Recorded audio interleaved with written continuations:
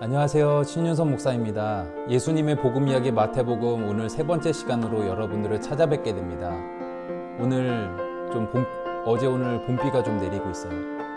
이제 정말 겨울이 지나고 진정한 봄이 되어가고 있는 것 같습니다. 아직도 좀 쌀쌀한 기운은 남아있지만 이제는 봄비가 내리고 꽃이 피고 또한 우리의 추운 겨울에 얼어붙었던 것들이 녹아져 내릴 것을 기대합니다.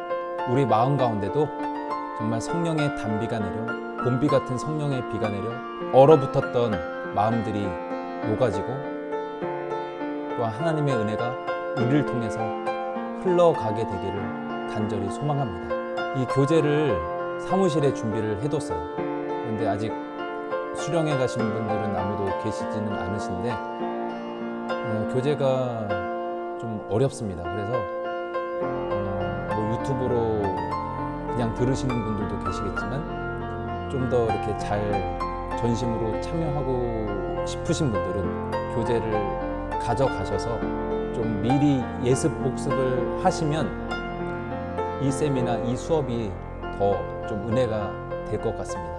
그러면 오늘은 사과 예수님의 권위 있는 말씀 시작해 보도록 하겠습니다.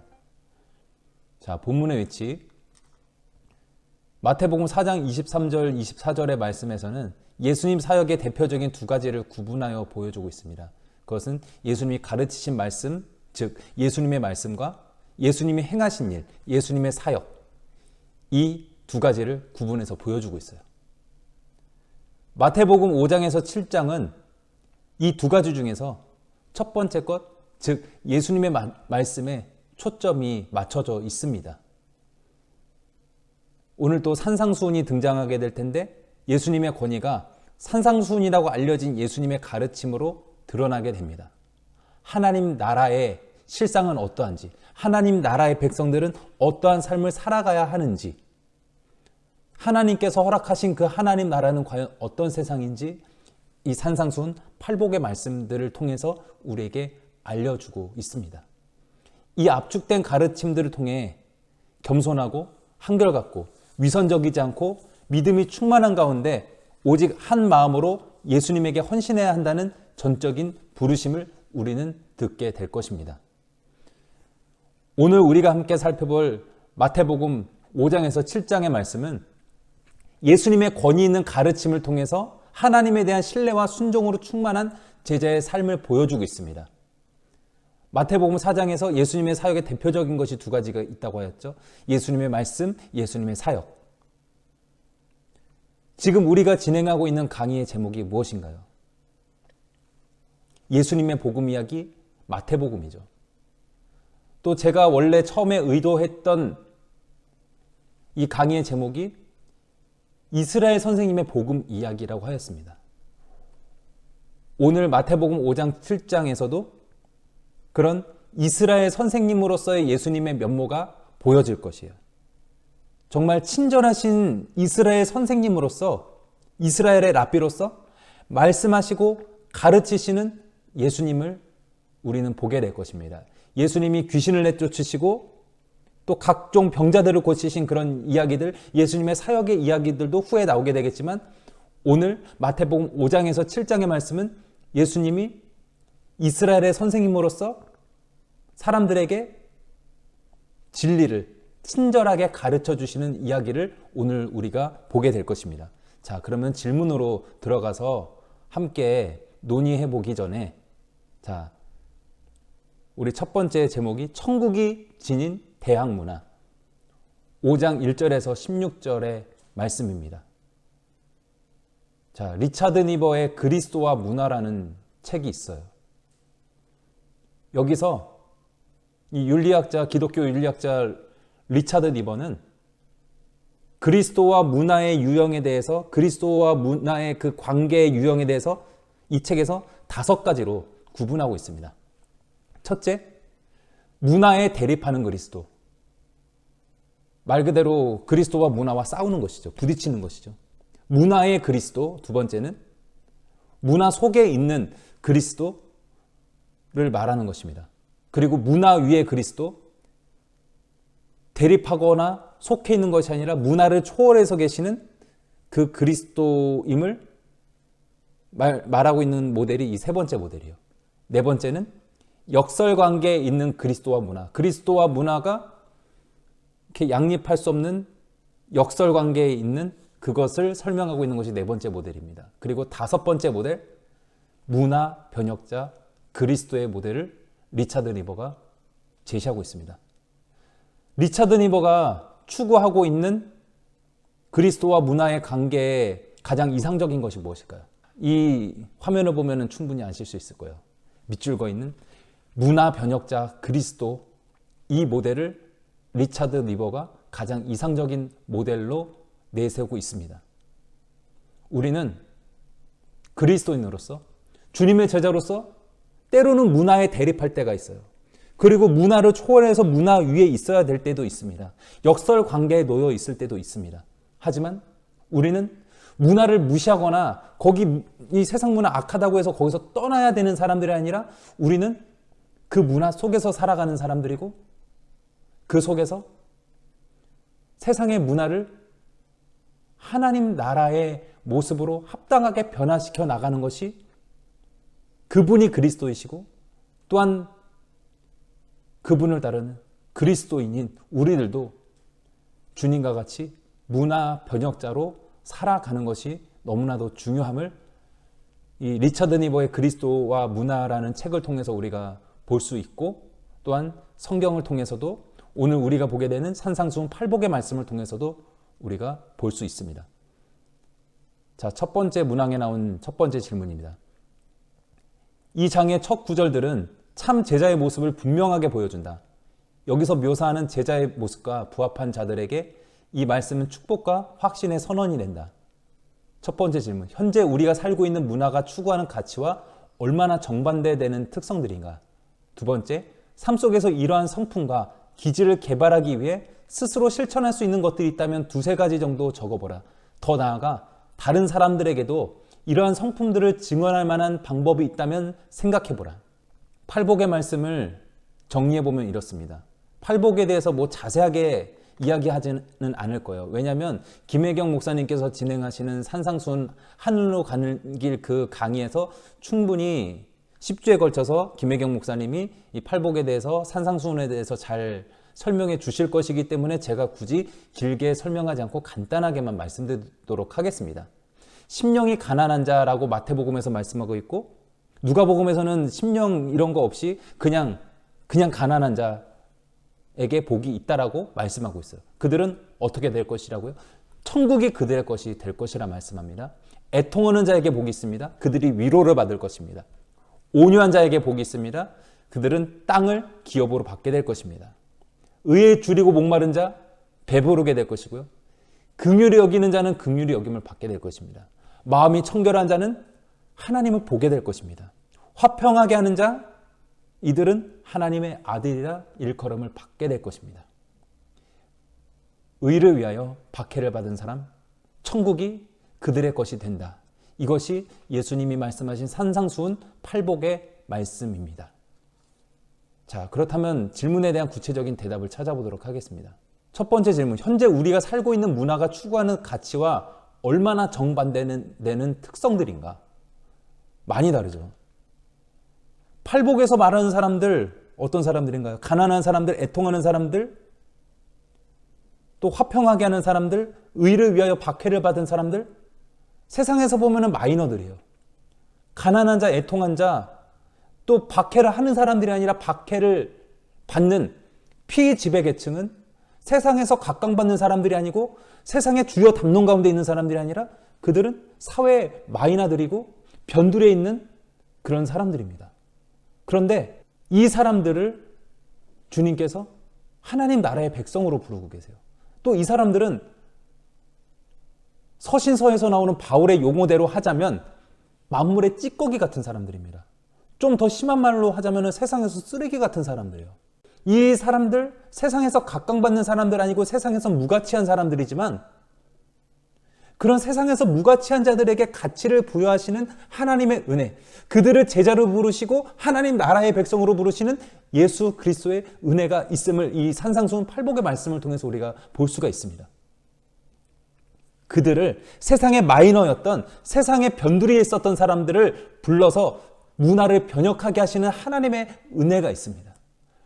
역사는 변방에서 일어나죠. 대학 문화를 말씀하고 있는 것입니다.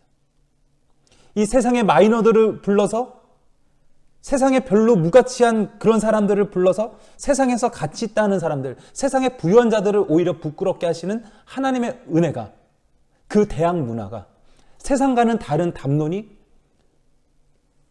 예수님께 또 예수 그리스도께서 선포하신 그 하나님 나라에 있다라는 것입니다. 그렇다면 두 번째 질문, 삶 속에서 이런 성품과 기질을 개발하기 위해 스스로 실천할 수 있는 것들이 있다면 두세 가지 정도 적어보라. 더 나아가 다른 사람들에게도 이러한 성품들을 증언할 만한 방법이 있다면 생각해보라.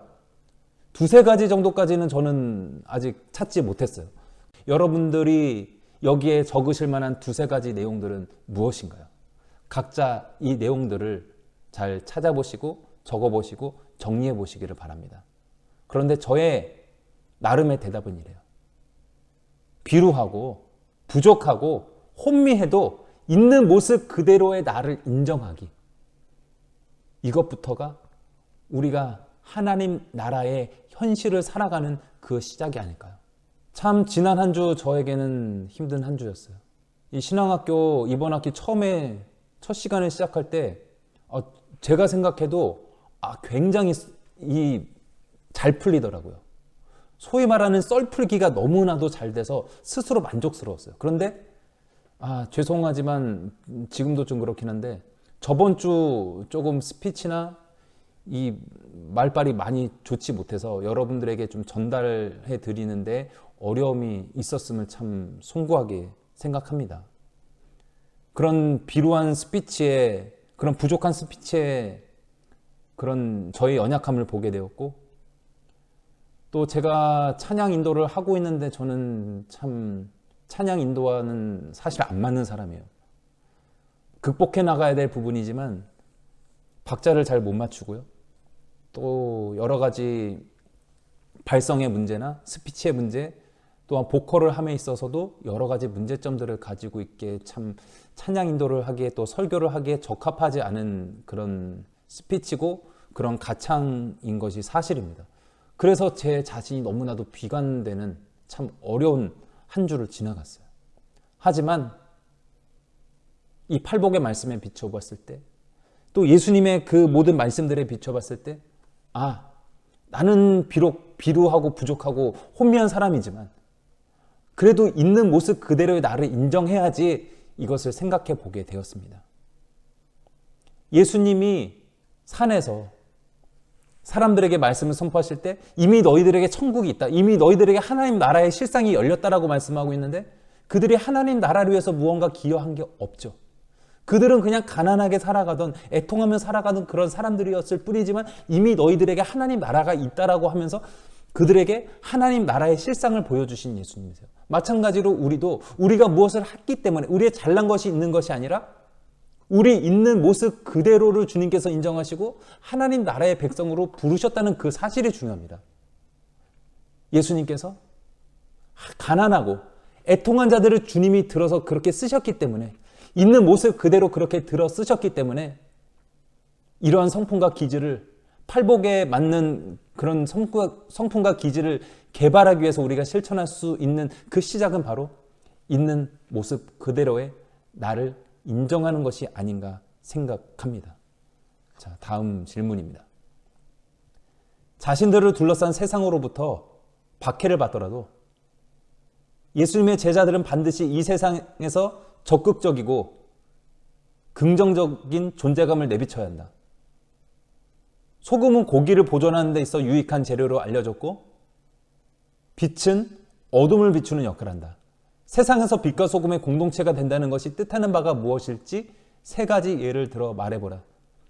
그리스도인들이 자신들의 빛을 숨기려는 유혹으로 빠지는 근본적인 이유는 무엇이라고 생각하는가? 자, 예수님은 마태복음 5장에서 소금과 빛에 대해서 말씀하고 계십니다. 팔복의 말씀 바로 직후에 너희는 세상의 소금이다, 너희는 세상의 빛이다 라고 말씀하고 계세요. 너희는 소금처럼 되어야 된다. 너희는 빛처럼 되어야 된다. 너희가 소금과 빛이 되도록 노력하고 힘써야 된다가 아니라 이미 그 팔복의 말씀, 그 복음의 말씀을 듣는 사람들이 이미 세상의 소금이고 이미 세상의 빛이다라고 예수님께서 청유가 아닌 선포하신 거예요. 이미 너희들은 그런 소금과 빛이 되었다라고 선포하시는 것입니다. 자, 소금은 어떤 역할을 하나요? 짜게 하는 역할을 하죠. 고기를 보존하는 역할을 하죠. 소금이 맛을 잃으면 버려진대요. 그런데 버려진 소금도, 제가 생각하는 것은 버려진 소금도 쓸모가 있어요. 겨울에 눈 올 때 미끄러운데 뿌려주면 미끄러움을 방지하는 역할을 하죠. 이렇게도 소금은 참 쓸모가 많이 있습니다. 또한 바닷물의 부패가 방지되는 것은 이 바닷물에 함유되어 있는 2%의 염분으로 인해서 부패가 방지되는 것이죠. 그런데 이 본문에 나오지 않았지만 또 우리가 흔히 알고 있는 그런 이야기는 아니지만 너희는 세상의 소금이다라는 것에 또 중요한 의미가 있습니다. 세상의 소금, 영어로는 발음이 안 좋지만 The Salt of the Earth예요. 세상의 소금이라고 직역하면 맞죠? 그런데 Earth가 무슨 뜻인가요? 지구, 땅, 세상 뭐 이런 것을 뜻하는 것이 Earth죠. 그것도 맞는데 여기서 말하는 Earth는 땅, 흙을 말하는 거예요. 이 고대 팔레스타인 사회에서 화덕이 있었어요. 화덕에서 무엇을 구워 만들면 어떤가요? 도자기가 아주 빛깔이 예쁘게 나오고 화덕 피자가 맛있죠. 마찬가지로 이때에 화덕 속에 불을 지피고 거기다 소금을 넣었대요. 그러면 그 소금이 스파크가 되면서 팍팍팍 튀기면서 뭐 피자가 됐건 도자기가 됐건 더 빛깔나게 더 맛있게 만들어 간다는 것입니다.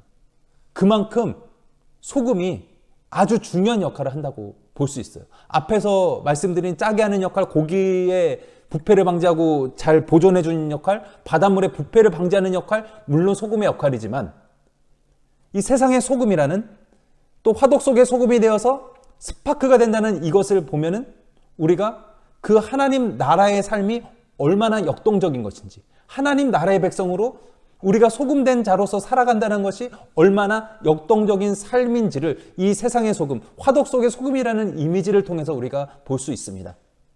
또한 빛은 오늘 말씀에 따르자면 너희는 세상의 빛이라.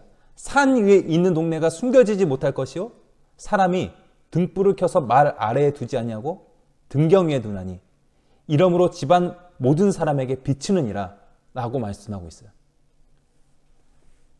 고대 팔레스타인 사회에서 산 위에 있는 동네에 밤 늦도록 횃불을 밝혀주었어요. 그러면 산 밑에 있는 동네에서 그 불빛을 보고 길을 잘 갈 수 있었습니다. 또 등경 위에 등불이라는 그런 이야기를 봤을 때 바보가 아닌 이상 등불이 있는데 어둡다고 하지 않아요. 등불이 있는데 이것을 쓰지 못하고 숨겨두고서 너무 어두워 이런 사람 없죠.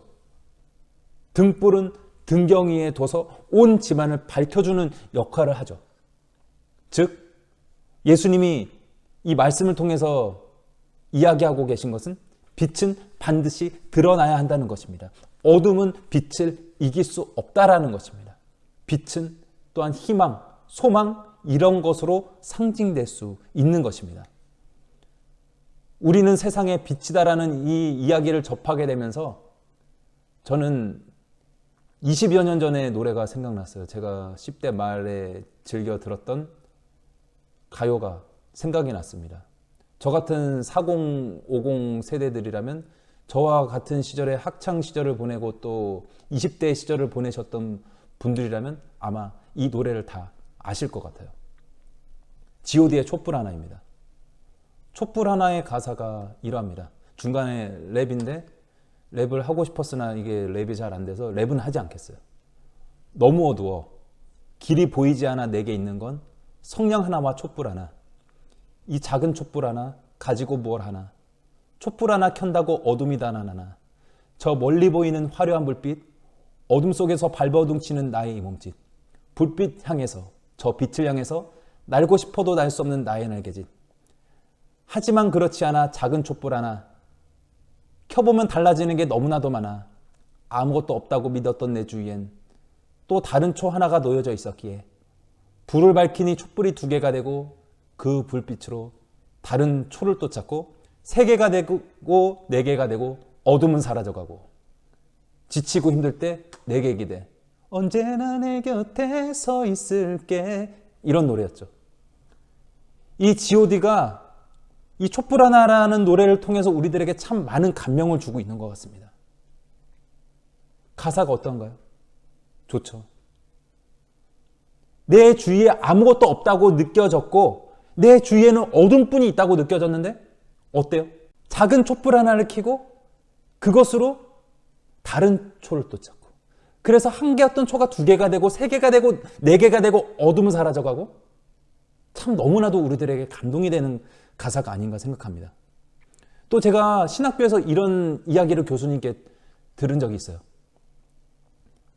많은 분들이 제가 이 세상에 어둠을 밝히는 횃불이 되겠습니다, 이 세상을 환히 비추겠습니다 라고 이야기를 하지만 굳이 횃불이 될 필요까지 없다라고 말씀하셨어요. 이 세상이 너무나도 어둡죠.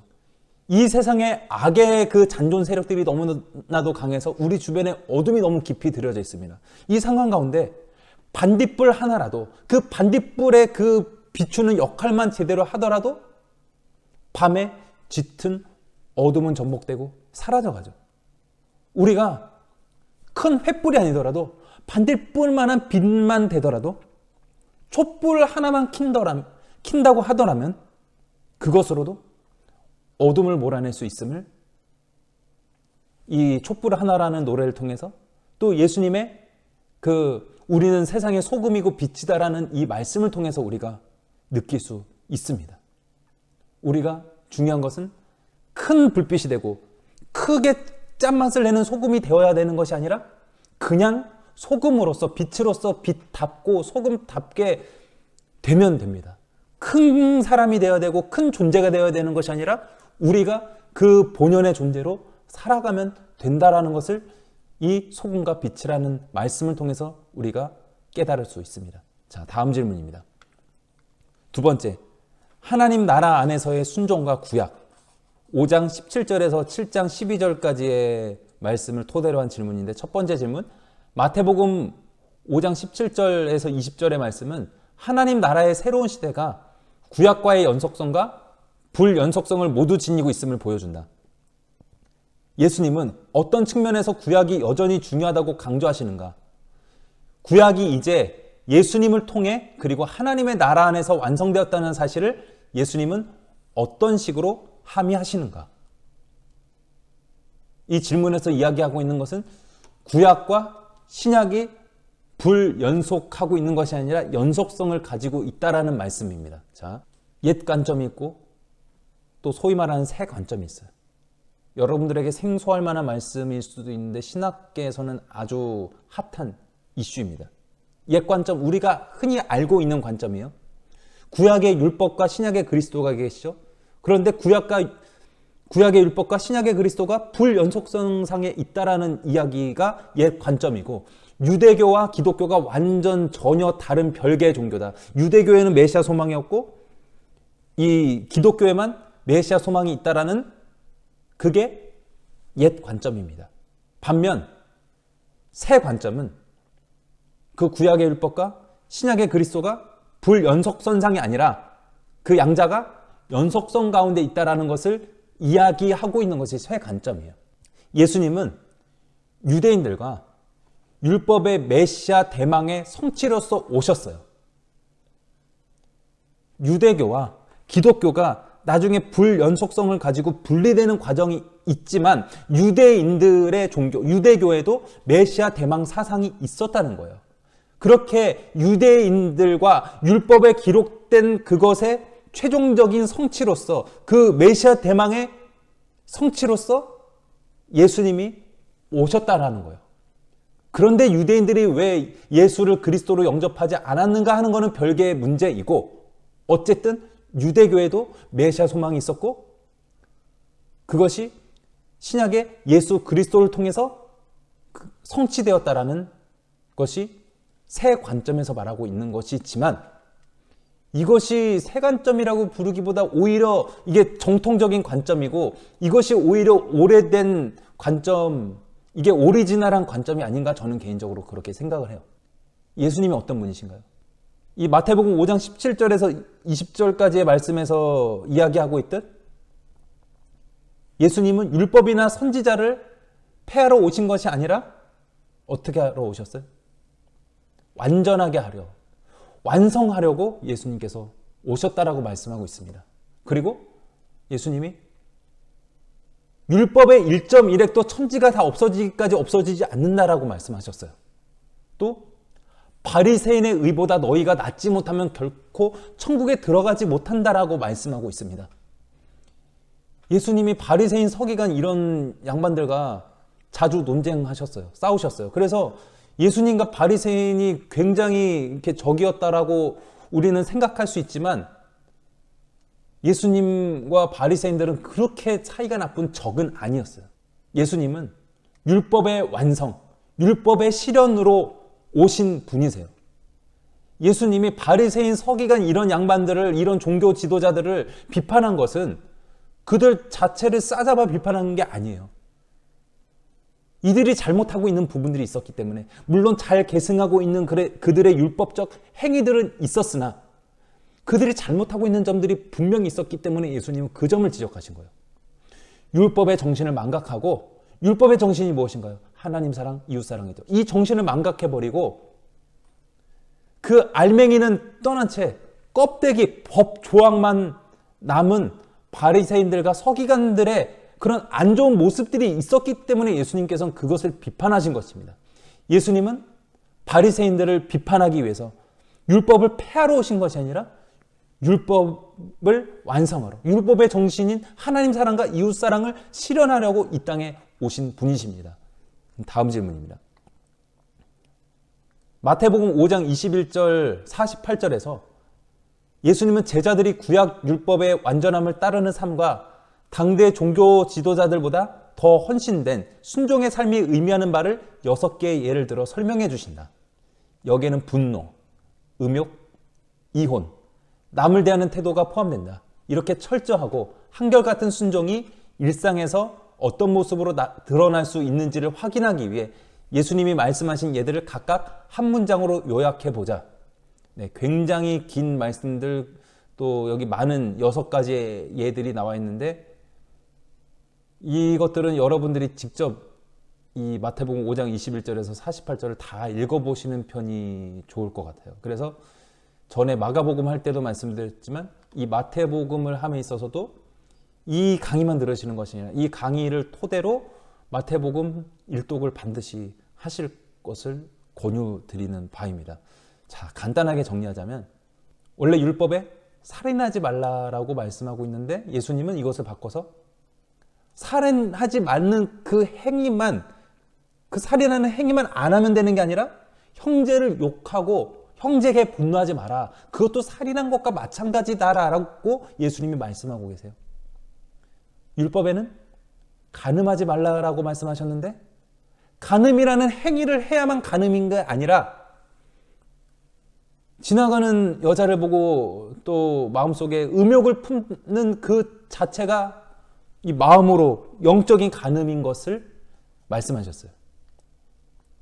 율법에는 맹세한 것을 반드시 지키라고 말씀하셨는데 예수님은 도무지 아무것으로도 맹세하지 말라라고 말씀하셨어요. 유명한 말씀, 교회 안 다니는 사람들도 알고 있는 말씀, 눈에는 눈, 이에는 이. 이게 성경 말씀이기도 하지만 이것은 함무라비 법전 이런 데 있는 황금률이에요. 함무라비 법전에도 있고 또 성경에도 있지만, 이것은 동해 보복의 원칙이라고 하죠. 남들이 내 눈을 뽑았으면 그 인간의 눈을 나도 뽑고 이빨을 부러뜨렸으면은 그 사람의 이빨만 부러뜨리라는 거예요. 동해 보복만 하고 그 이상의 보복은 하지 말라라는 것이죠. 그런데 예수님은 유명한 말씀, 오른뺨을 치면 왼뺨도 돌려대라라고 말씀하셨어요. 이것은 보복하지 말라는 것이죠. 저항하지 말라는 이야기는 아니고 보복하지는 말라는 것입니다. 제가 또 언젠가 설교에서 말씀드린 바가 있는 이야기인데, 월터 윙크의 제3의 길, 예수와 비폭력 저항이라는 책이 있어요. 그런데 여기서 월터 윙크가 하고 있는 이야기 주된 내용이 이것이에요. 누가 나의 오른뺨을 치려면은 어떻게 해야 돼요? 이게 서로 마주 보고 있어요. 그러면 내가 오른뺨을 맞으려면 상대방이 왼손으로 후려쳐야 돼요. 근데 이 왼손잡이는 부정한 자로 여겨졌죠. 그래서 거의 대부분의 사람들은 오른손으로 뺨을 치죠. 그러면 오른손으로 치면 왼쪽 뺨을 맞아야 되는데 오른쪽 뺨을 맞아. 그러면은 어떻게 하면은 오른손으로 맞는데 오른뺨을 맞을 수 있을까 하면은 손바닥으로 때리면 이게, 그런데 손등으로 상대방이 날 때리면 오른뺨을 맞는데 성공할 수 있어요. 보통 고대 팔레스타인 사회에서 동등한 사람끼리의 배틀, 소위 말하는 다이다이를 뜰 때 손바닥으로 때려요. 그런데 노예, 하인들, 이런 사람들을 대할 때는 손바닥으로 치는 게 아까워요. 그래서 손등으로 이렇게 때리는 거예요. 그러면 상대방이 오른손으로 내 오른뺨을 쳤다. 이거는 너는 내 노예고 너는 내 부하다 라는 거예요. 그런데 여기다 왼뺨도 돌려내라라고 예수님이 말씀하는 것은 월터 윙크가 말하는 게 이거예요. 이제 왼뺨을 맞으려면 어떻게 맞아야 돼요? 이 상대방이 나를 오른손 바닥으로 때려야 내가 왼뺨을 맞는 데 성공할 수 있어요. 즉, 나는 더 이상 당신의 노예, 하인, 부하가 아니다. 나를 동등한 사람으로 대우해달라 라는 저항의 의미가 이 오른뺨 치면 왼뺨도 돌려대라라는 말에 포함되어 있다는 거예요. 그래서 월터 윙크가 이 성경을 통해서 또 많은 연구들을 통해서 제시하고 있는 것은 제3의 길, 비폭력 저항의 길이라는 것입니다. 간디와 같은 비폭력 무저항이 아니에요. 폭력으로 대하는 사람들에게, 폭력으로 대하는 그런 세상의 권력을 향해서 우리가 비폭력으로 대해야 되는데, 그것이 무저항이 아닌 비폭력적 저항으로 우리는 저항해야 됨을 이 말씀을 통해서 보여주고 있다. 이것을 월터 윙크가 이야기하고 있는 것입니다. 어쨌든 예수님께서 마태복음 5장 21절에서 48절까지 해서 이런 6가지 예를 드신 것을 정리하여 결론적으로 말씀드리면 이렇습니다. 율법의 조항만 지키지 말고 마음을 지켜라. 율법의 정신을 실현하는 사람들이 되라 라는 것을 이 말씀들을 통해서 보여주고 계신 것입니다. 다음 질문. 마태복음 6장 1절에서 18절에 따르면 자신들의 믿음을 위선적인 방법으로 드러내기 위해 사람들이 취할 수 있는 수단에는 어떤 것들이 있는가? 오늘날에는 종교적인 위선을 어디서 볼 수 있는가? 위선적이지 않은 참된 믿음의 동기부여를 위해 이 단락에서 예수님이 반복하시는 말씀은 무엇인가? 라는 크게 3가지 질문이 있습니다. 자, 첫 번째 질문과 세 번째 질문에 같은 답을 내릴 수 있을 것 같아요. 6장 1절에서 4절의 말씀을 보면 구제함을 은밀하게 하라라고 말씀합니다. 오른손이 하는 것 왼손이 모르게 하라고 말씀합니다. 근데 살아가면 사실 그래요. 오른손이 하는 거 왼손도 알게 하고 오른발 왼발도 다 알게 해야죠. 저의 목회의 경험, 저의 사역의 경험이 그래요. 어느 것이나 다 마찬가지입니다. 내가 한 일을 알려야 돼요. 오른손이 하는 거 왼손도 알고 오른발도 알고 왼발도 알게 하는 게 사역이고 그게 우리의 인생이죠. 하지만 주님께 기도함에 있어서 또한 구제함에 있어서 우리가 선을 행하는 데 있어서 중요한 원칙은 남에게 드러내 보이기 위해서 하는 것이 아니라 은밀하게 해야 된다는 것을 말씀하고 있는 것이에요. 그리고 5절에서 15절까지의 말씀에서는 너희는 이렇게 기도하라라고 말씀하시며 여기에 주기도문이 등장합니다.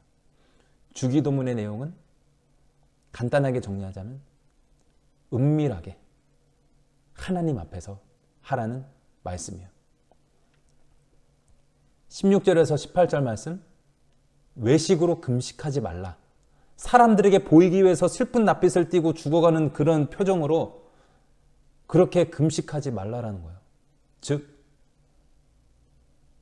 은밀하게 하나님 앞에 마음을 다하고 마음을 쏟음으로 금식하는 것이 참된 금식임을 말씀하고 계신 것입니다. 이렇게 남들에게 보이기 위해서 경건을 행하는 이것, 하나님이 기뻐하시는 것이 아니죠. 하나님이 원하시는 것은 우리의 행위가 아닌 우리의 마음입니다. 그런데 사람들에게는 누구나 위선적인 부분들이 있어요. 자신을 착한 사람으로 포장하고자 하는 부분들이 있습니다. 반대로 나는 너무나도 착하고 연약한 사람인데 나를 강하게 보이고자 하는 그런 위선에 반대 위악의 모습들도 우리들에게 있습니다. 뭐 위악을 취하는 사람들도 있겠지만 특히 교회에서는 참 말씀드리기 조심스러운 부분이지만 위악을 행하는 사람보다 위선을 행하는 사람들이 더 많은 것이 사실이죠. 종교라는 가면을 쓴 종교라는 그 테두리 안에서 일어나는 위선 너무 많죠. 어디에나 다 있어요. 제가 지금 말씀드렸듯이 오른손이 하는 거 왼손도 알고 오른발 왼발 다 알게 하는 것이 목회에서 중요하다라고 하였지만 물론 그런 것도 필요하지만 그것이 본질은 아니죠.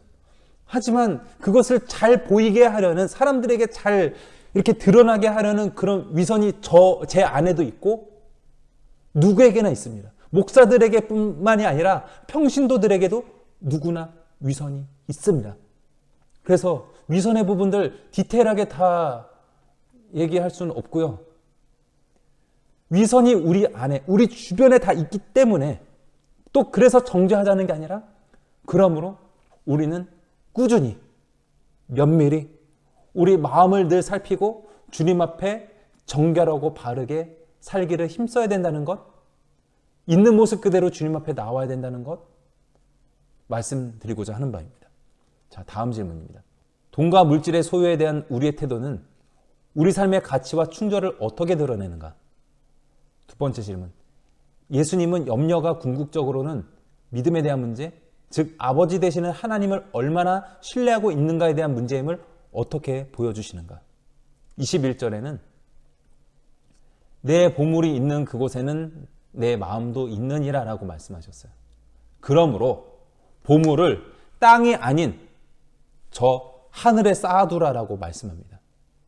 보물, 땅의 영역, 우리의 소관 안에 있는 영역을 말하는 것이 땅이란다면 하늘은 초월의 영역, 우리의 소유, 우리의 소관 안에 있는 그 영역을 넘어서는 것이 바로 하늘이죠. 그러므로 보물을 하늘에 쌓아두라라고 예수님이 말씀하시는 것입니다. 자, 두 번째 질문에 대한 대답. 26절에 공중의 새도 먹이시고 입히신다고 말씀합니다.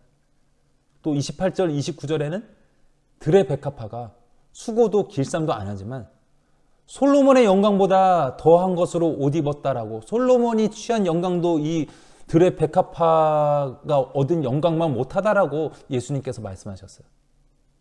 그렇게 공중에 나는 새도 먹이시고 입히시는데 또 들의 백합화도 그렇게 솔로몬의 영광보다 더한 것으로 입히시는데 하물며 너희일까 보냐 믿음이 작은 자들아라고 30절에서 예수님이 말씀하고 계세요. 그리고 이어서 말씀합니다. 먼저 그의 나라와 그의 의를 구하라. 그리하면 이 모든 것을 너희에게 더하시리라라고 말씀하고 있는 것입니다. 이것은 하나님에 대한 전적인 신뢰를 가지고 살아가라. 염려하지 말라. 하나님께서 채우시리라. 먼저 그의 나라와 그의 의를 구하면 모든 것을 채우시리라고 말씀하고 있습니다. 그런데 이 먼저라고 할 때 그러면 먼저 빨리 하나님 나라와 의를 구하고 내가 구할 것 구하면 되겠지라는 그런 생각들을 우리가 가질 수 있어요. 마태복음에서는 먼저 그의 나라와 그의 의를 구하라고 말씀하고 있는데 누가복음에서는 조금 또 달라요.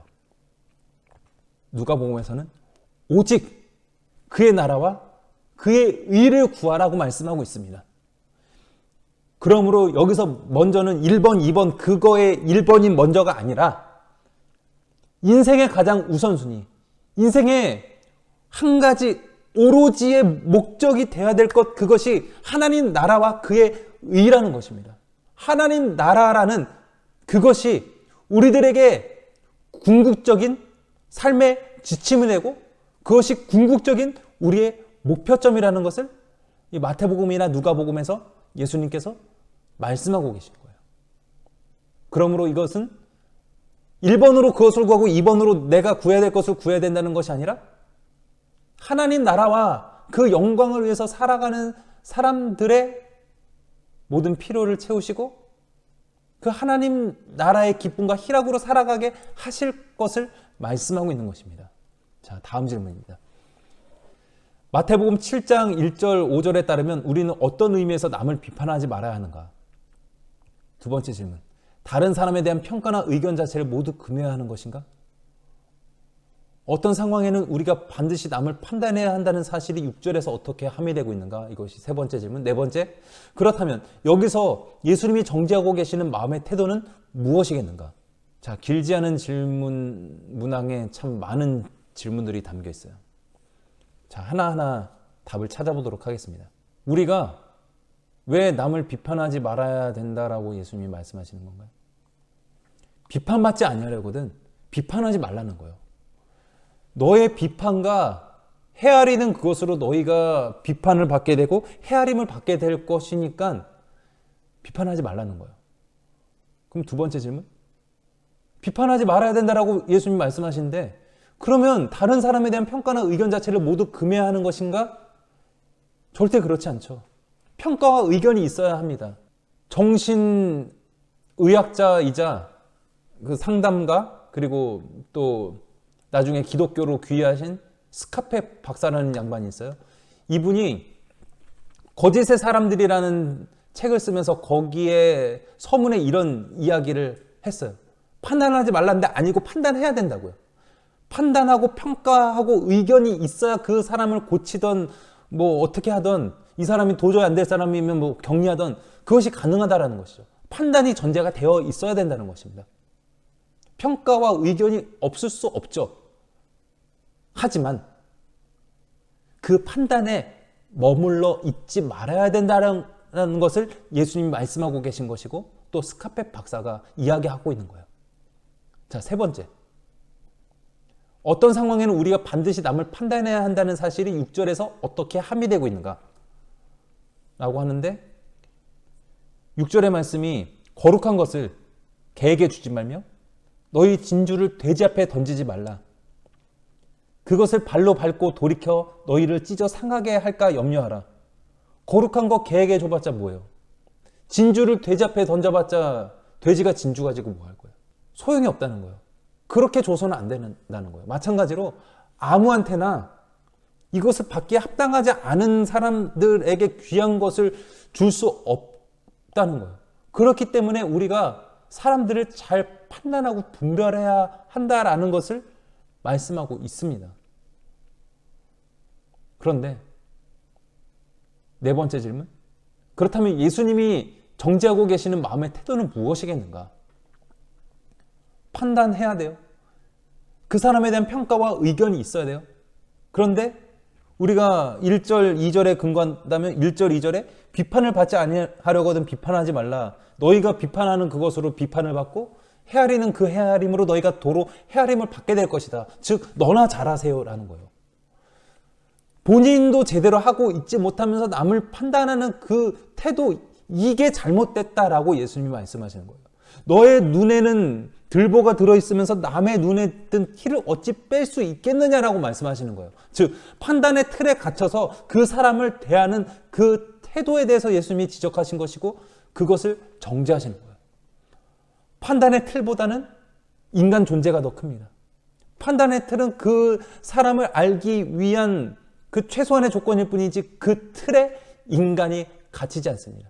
그 판단의 틀은 그 사람과 더욱더 화합하고 함께 상생하기 위해서 필요한 것이지 그 사람을 너는 죄인이야 너는 안 돼 라고 격리하기 위해서 필요한 것이 아니라는 거예요. 그러므로 우리가 살아가야 될 그런 삶의 모든 부분에 있어서 우리의 판단은 그 사람을 정죄하고 죄 가운데 머물게 하기 위한 것이 아니라 그 사람과 함께 화합하고 상생하기 위한 평가나 의견이 필요하다라는 것을 이 예수님의 말씀을 통해 우리가 알 수 있습니다. 자, 다음 질문. 마태복음 7장 7절에서 11절이 우리에게 가르쳐주는 하나님의 성품은 무엇인가? 이런 사실이 우리의 기도 생활에 어떤 격려가 되는가? 유명한 말씀이에요. 구하라 찾으라 문을 두드리라 그러면 구하고 찾고 문을 두드리는 이에게 열릴 것이라 라는 말씀이죠. 흔히 ask라고 해요. 각 알파벳 약자를 따서 ask 구하고 ask a 찾고 s seek 문을 두드리는 k knock ask seek knock 이 ask가 중요하다는 거예요. 구하고 찾고 문을 두드리는 자들에게 반드시 응답하시는 하나님이심을 마태복음 7장 7절에서 11절에서 말씀하고 있습니다. 우리의 기도도 그렇게 응답하시는 하나님을 신뢰하고 기도해야 된다는 것 우리에게 주고 있는 귀한 가르침입니다. 또 마찬가지로 떡을 달랐는데 돌을 주고 생선을 달랐는데 뱀을 줄 그런 아버지 그런 인간이 어디 있겠느냐. 나쁜 사람이라도 악한 자라도 좋은 것으로 자식에게 줄 줄 아는데 하물며 하나님이시랴. 하나님은 얼마나 더 좋은 것으로 주시겠느냐. 그렇게 더 좋은 것으로 우리에게 주시는 아버지 하나님이시다.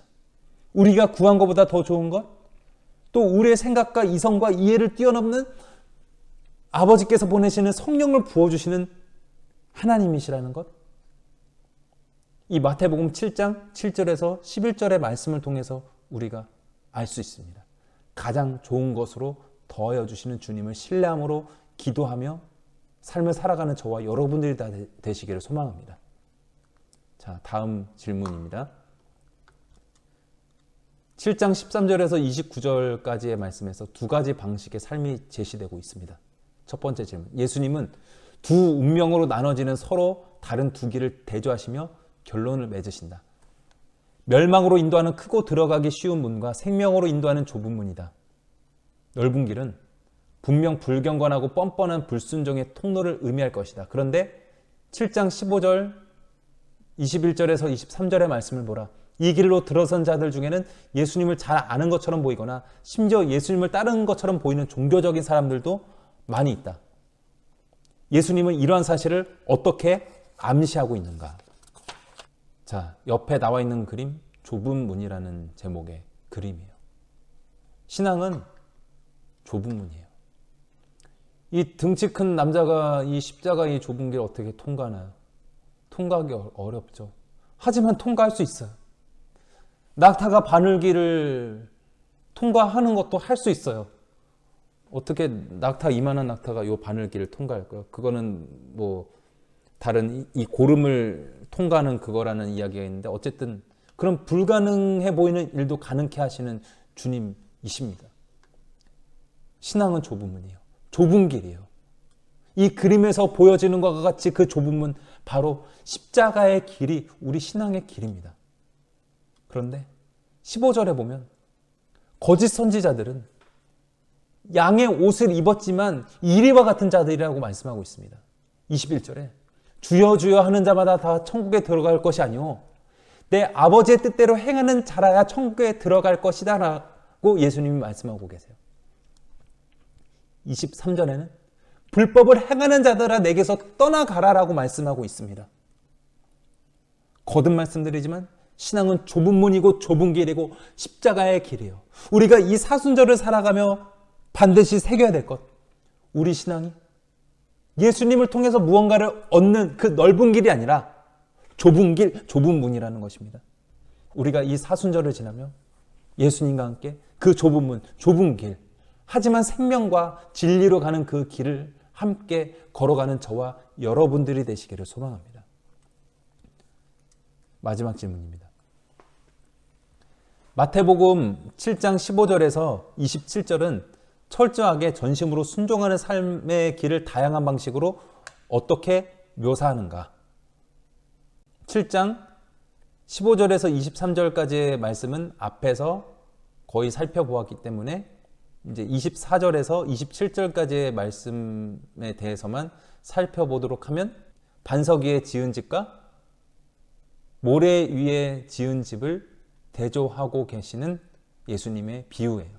나의 말을 듣고 행하는 자는 반석 위에 집을 지은 자와 같다라고 말씀하고 계시죠. 집을 지으려면 기초가 튼튼해야 됩니다. 모래 위에 지으면 망합니다. 실제 고대 팔레스타인 사회에서 모래와 같은 그런 약한 터전에 집을 짓는 경우들이 있었는데, 그때에 많은 집들이 풍파가 불고 비가 오고 홍수가 날 때에 많이 무너지고 휩쓸려 갔다라고 합니다. 하지만 반석 위에, 튼튼한 기초 위에 집을 짓는다면 그 집은 무너지지 않고 견고하게 될 것입니다. 하지만 반석 위에 지은 집도 언젠가는 무너질 때가 있고 언젠가는 없어질 때가 있습니다. 세상에 아무리 견고해 보이는 것도, 아무리 무한해 보이는 것도 다 유한한 것이죠. 독일의 조직신학자 아주 유명한 폴 틸리라는 사람이 있습니다. 이분이 흔들리는 터전, 영어로 그렇고요.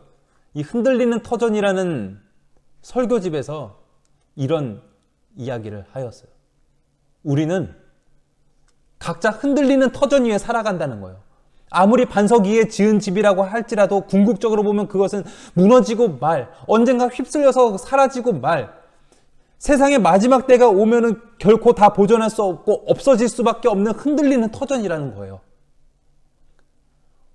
우리의 법과 제도, 우리가 살아가는 모든 세상, 우리의 정부, 우리의 집, 그 모든 것이 다 유한한 것이고 다 흔들리는 것이고, 우리가 견고한 터전 위에 서 있는 것 같지만 우리는 흔들리는 터전 위에서 살아가는, 그런 불안정한 터전 위에서 살아가는 사람들이라는 것입니다. 그런데 틸리가 말하고 있는 것은 중요한 것, 궁극적인 존재예요. 틸리는 궁극적인 존재와 궁극적이지 않은 비본래적이고 비궁극적인 것, 또 명시적인 것 말고 비명시적인 것, 잠재적인 것에 대해서 이야기했어요.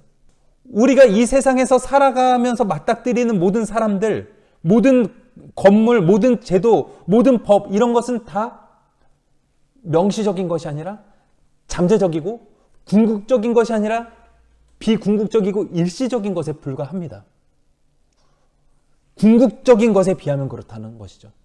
그런데 우리의 궁극적인 존재이신 예수 그리스도는 우리의 흔들리지 않는 터전이 되신다라는 것을 폴 틸리가 이 흔들리는 터전이라는 설교집에서 이야기하고 있는 것이고, 그의 조직신학, 영어로는 총 3권으로 된 책이고 한글로는 5권으로 번역된 이 책 전체에서 하고 있는 큰 이야기가 이거예요. 세상에 비본래적인 것들이 있고 흔들리는 터전들이 있지만 궁극적이신, 흔들리지 않는 터전은 바로 우리 주 예수 그리스도라는 것을 폴 틸리가 이야기하고 있는 것입니다.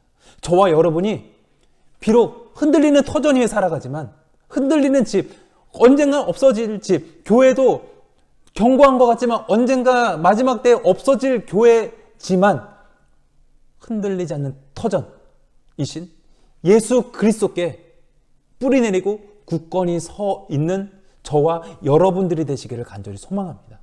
흔들리지 않는 터전 위에 서 있고, 그리하여서 세상에 어둠과 절망이 있지만 그 어둠을 밝히는 빛으로서, 반딧불로서, 촛불로서 우리의 빛을 밝힘으로 세상의 어둠이 정복되고 사라져가는 그런 하나님의 은혜 역사가 우리를 통해서 일어나게 되기를 소망합니다. 또한 우리가 세상의 소금이 되어서 소금답게 살아감으로 인해서 세상의 부패를 방지하고 또 세상에 짠맛을 내는 사람들이 되고 또한 화덕 속의 소금과 같이 스파크가 튀게 하는 어떤 일들이 일어나게 하는 그런 역동적인 하나님의 사람들로서 이 땅을 살아가는 저와 여러분들이 다 되시기를 간절히 소망합니다. 기도하겠습니다. 고맙고 감사하신 하나님 아버지, 우리가 하나님 나라에 들어갈 자격이 있는 사람들이어서가 아니라 가난한 우리들, 애통한 우리들, 의를 위하여 박해를 받는 우리들, 세상의 메인인 사람들이 아니라 마이너였고 만물의 찌꺼기 같은 정체성을 가지고 있었던 사람들에게 찾아오신 하나님의 은혜 때문에, 예수 그리스도의 그 먼저 부르심 때문에 우리가 하나님의 자녀가 되었고 그리스도인들이 되었음을 고백합니다. 주님, 우리의 있는 모습 그대로 우리를 받아주신 주님과 함께 동행할 때에 우리도 우리 스스로, 우리 부족하지만, 우리 연약하지만 있는 모습 그대로의 나를, 우리를 인정함으로 말미암아 하나님 나라의 삶을 살아가게 되기를 간절히 소망합니다.